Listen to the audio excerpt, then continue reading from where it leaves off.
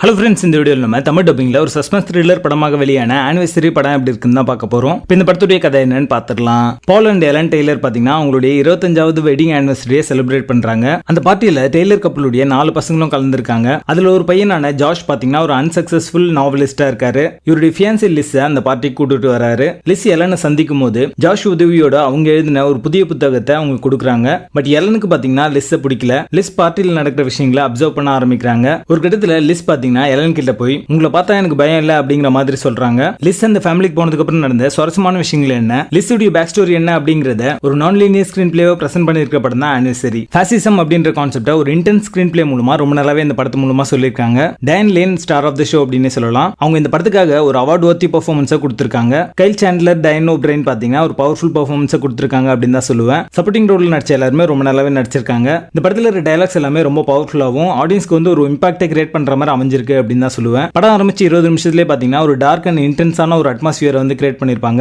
அதை படம் முழுக்கவே மெயின்டைன் பண்ணிருப்பாங்க. அது படத்துக்கான பிளஸ் அமைஞ்சிருக்கு. பொலிட்டிகலி ஸ்ட்ராங்கான சில பாயிண்ட்ஸ் வந்து இந்த படத்து மூலமா சொல்லியிருக்காங்க. இந்த மாதிரியான படங்கள் எல்லாம் பாத்தீங்கன்னா நம்ம ஊர்ல ரிலீஸ் ஆகிறதுக்கு வாய்ப்பே இல்ல. டைரக்ஷன் அண்ட் எக்ஸிகியூஷன் ரொம்ப நல்லாவே பண்ணிருக்காங்க. இந்த படத்துடைய பேசிங் பாத்தீங்கன்னா ரொம்ப ஸ்லோவா இருக்கும். அது வந்து இந்த படத்துக்கான மைனஸாவே அமைஞ்சிருக்கு. இந்த படமே பாத்தீங்கன்னா ஒரு செட் ஆஃப் ஆடியன்ஸ்க்கு மட்டும் தான் ஒர்க் அவுட் ஆகும். பொலிட்டிக்கல் எக்ஸ்ட்ரீமிஸ்ட அட்டாக் பண்ற மாதிரியான கருத்துக்களை இந்த படத்து மூலமா சொல்லியிருக்காங்க. இது ஒரு வித்தியாசமான ரிவெஞ்ச் த்ரில்லர் படமாக வந்திருக்கு. டெக்னிக்கலி இந்த படம் ஒரு சவுண்டான ஒரு படம் தான். படத்துடைய பேசிங் ஸ்லோ அண்ட் ஸ்டடியா ஒரு நல்ல கேரக்டர் ஆர்க் அண்ட் டெவலப்மென்ட்டோட நகரும். மொத்தத்தில் இது ஒரு அபவரேஜ் சஸ்பென்ஸ் த்ரில்லர் படமாக வந்திருக்கு. படத்துல மைல்ட் அடல்ட் கண்டென்ட் இருக்கு. சோ அதுக்கு ஏத்த மாதிரி பிளான் பண்ணிக்கோங்க.